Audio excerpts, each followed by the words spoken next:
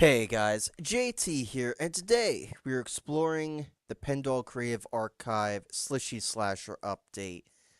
Before I get into the final two, I'm going to try to remove the elements here to get what I want, the Easter egg I wanted to show you guys. Also, to go into what I was talking about last time with what's up with the museum acting up, JT.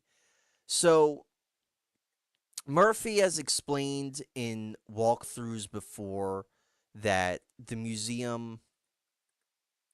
Yeah, I'm not deleting the right stuff, but there we go. This is why I wanted to show you guys. I probably deleted some other stuff, but yeah, Murphy has made it clear in past walkthroughs that buildings in the Pendog universe have sentience. They can feel emotions and act out. And that's what's going on with the museum here. S- Almost said it. Don't get mad at me, Slasher. I stopped myself because it's not Slishy coming to the museum. If Slishy was coming to the museum, it'd be all good and we'd have tea and cupcakes and Doodle McNoodle would just show off all her art projects. The Slasher is coming. And the Slasher wants to burn this place down because it rejected Jane's artwork, which you can see here. And the Slasher is not too happy about that. So, museum's even trying to get away by like moving, and that's not happening. So, what does our friend here have to say?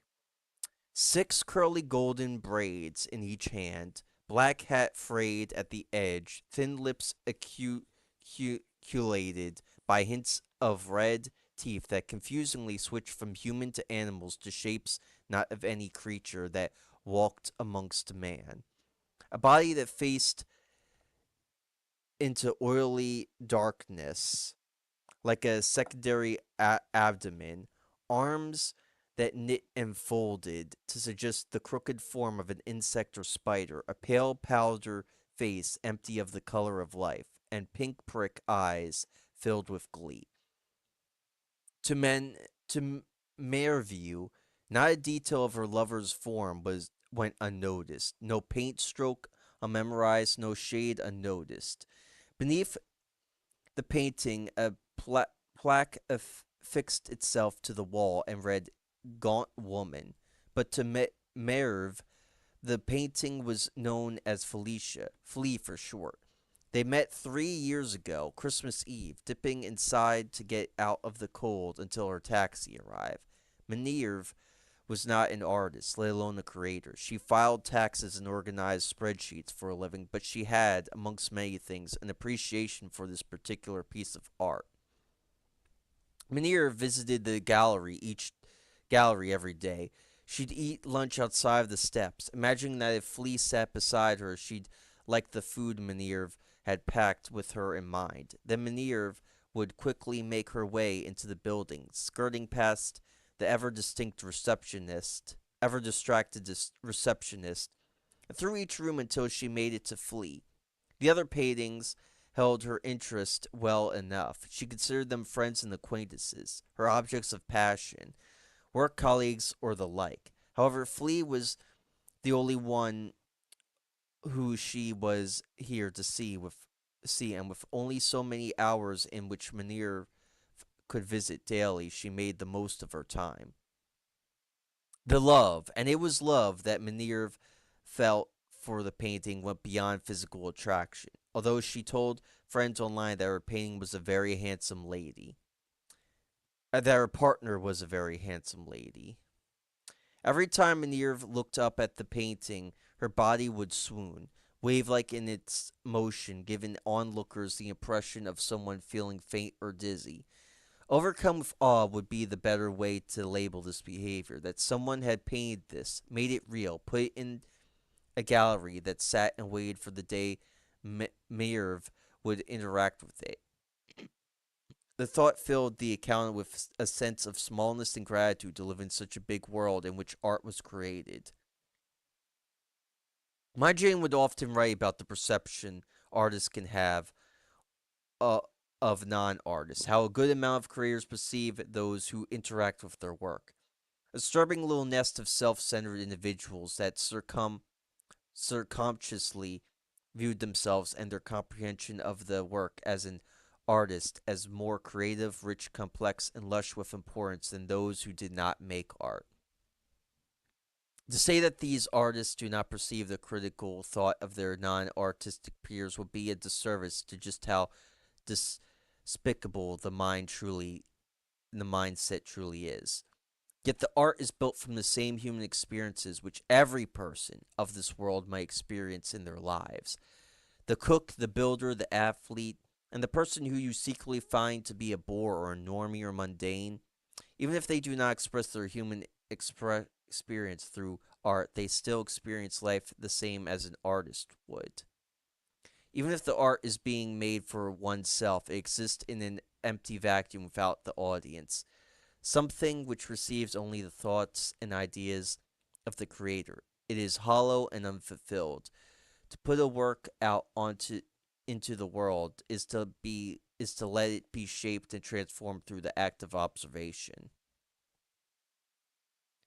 It is with this mind that one can tell Minerve arguably had a closer connection to art than those artists who would gawk and sneer at it. Not just an appreciation for art, but a love of it, a desire to be close to it, to surround herself with it, all born from her meeting with Flea. Much in the same way, the smallest signs of illness or internal strife can be noticed by friends, partners, family members. So too did the small details of the gallery's sickness become apparent to Minerve in the weeks preceding the gallery's closure. Misaligned composure, strokes out of place, the slightest shift in hue, smiles that did not rise as far as they once did, all visual differences that one enamored with a painting might notice if trained to look. However, what alerted Minerva to the unwellness of her lover was less an observation and more of a feeling. The greeting she gave the still canvas was not resounding as warmly or as long as Minerve would have liked. The air felt tense like an animal waiting to pounce for some unknown corner, or an angry person about to start shouting. Clever as she was, Minerve could not pierce the information together, not because she wasn't an artist or because she was lacking their creativity. In fact, she was the closest to understanding. She saw paintings as people, as works of expressions and ideas, things that could be projected into and that projected outwards. The idea of autonomy, though, do not fault her. Many don't understand. What drove Minerve to speak up was, of course, she found the canvas in which her flea dwelled empty of everything except the pitch black background. It was naturally smooth. Every stroke had been removed, like an iron shirt of recycled paper. Flea had left her. Yeah, because Flea knew what was coming and had to flee out of the building. I'm sorry, I'll see myself out. But after we read about this guy here, sorry for the spoiler. I've been reading these off camera. Elliot Blackwater, 78, never expected to make it this far. Was a hippie in the 1960s, almost got shot dead while protesting at a factory which outlived several of his peers, and saw the horrible red violence that consumed and swallowed and stained everything it touches. Probably queer, would look at you confused and say something like that. I'm just Ellie, if you asked. Worked several jobs that saw him meeting people in the cracks between the pavement of this country, got mad at what he saw, went a bit mad according to his peers, and was miserable to work with to the point hardly any exhibits or couturiers would even talk to him. It wasn't just the pickiness, though, or the red-faced temper he displayed when things weren't working out. Elliot was always the first to speak up on what he felt was right, pointing out what when his peers were being shameless or compro- compromising their purported values. He was blunt yet kind, truthful, and cared a lot about the people around him. Empathy had never been something that came naturally to Elliot, and that wasn't necessarily a bad thing. He had been forced to had forced his mind to understand others much of the time, but from the start he had always been exceptionally compassionate. When someone was in trouble, he helped them, and when someone needed something, he went out of his way to get it done. It was this quality that saw Elliot sticking around in spaces longer than he probably should have. Always having a keen interest in people, whether good or bad, and if they could tolerate his matter of factness, they usually found him interesting too. He was an interesting man, not in personality, but in the things he painted and things he'd seen. His work had always been exceptionally violent, depicting the various atrocities of this country in that matter of fact way which set people on edge around him. Depictions of the Factory 9 protest massacres, the World Fair, and the various wars in Korea and China. The death of political activists and union organizers. If there was a bloody moment of America's past or present, he'd probably painted it. Although, if he were to hear it this way, he'd harshly bark out that he's not painting moments of violence, that rather the country was one long stroke of it. If you dragged a bloody red hand along the wall, would only the prominent patches be moments in which violence occurred? The ease with which this country moved out from brutality and slaughter always unsettled Eliot, made him screaming mad. He'd been kicked out of college for tearing up history textbooks that washed away the truth, and had nearly been arrested for storming the stage during lectures on the future of this country. Oh, that crazy Eliot, they'd say. Can't he see things aren't like that anymore? We voted for a better world. The violence is over, on its way out the door. Honestly, sometimes those words made Eliot want to lash out and strangle them. The violence had been deemed over here in this country, but it was still thriving abroad. Crimes towards their fellow man left unpaid for, wounds left open, victims left to their fates with not even an apology. But to many, as long as the violence ended within their country, everything was as it should be. The cop may no longer beat someone beneath their baton, but the non-USA dwelling human being still bled for the same person's luxury. Oh, how his peers would laugh. They would love so much to laugh at him when he said this. Thus, with his paintings of past and present atrocities, he hoped to gesture his viewers to look to the future of the world. It was only a matter of time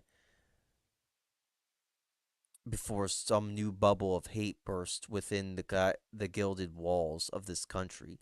And so it was then when the fateful Halloween party fire cast shadows which gleamed through the windows and curtains of those desperate to ignore the constant state of the world. The amount of trouble these paintings had gotten him in, while it was easy to see what kind of people would try to censor it from public viewing, that had always been expected. It was nothing that Elliot was caught off guard by. People trying to hold up their dreams of better days and peaceful futures maddened by his paintings pictured pictures opening a window to the real world in their hazy illusion. What bothered Elliot most was the people who got into his art for the wrong reasons. You couldn't control how people interpreted your art. Shouldn't. Sometimes you might even want to take their feedback and grow as a person. Yet there was a starry eyed crowd of admirers who he abhorred interacting with his work in any capacity. See, they admired history in a preser- perverse way. So all the things he painted somehow came to the conclusion that these events were being honored, monuments to the foundation of a country growing strong through might and law. Some of Eliot's earliest sales of note had been from men who could be described as eccentric, but to do so would be underselling their oddness. They'd worn business suits or raincoats, their smiles vacant and vacuous eyes flickering around the room constantly. The COA, Sailors Foundation. And I didn't go over this, but there is an update about the COA where you get to meet them. And yeah, you don't want them being fascinated by your paintings. Because they're fascinated by Dorothy Dew and changing him for the worst. Let's put it that way. They also may or may not have taken over a town. But back to this reading. Honestly, the name had long faded, but the memory of them gushing over his work for all the wrong reasons had it. Truthfully, Elliot had been a bit naive at the time, not fully understanding the things these people were saying about his work. But the moment things clicked into place, he cut contact with an abruptness that saw him moving halfway across the country just to avoid meeting them again. Interesting to note, because as we talked about at the very start of this walkthrough, they indoctrinated Jane. So,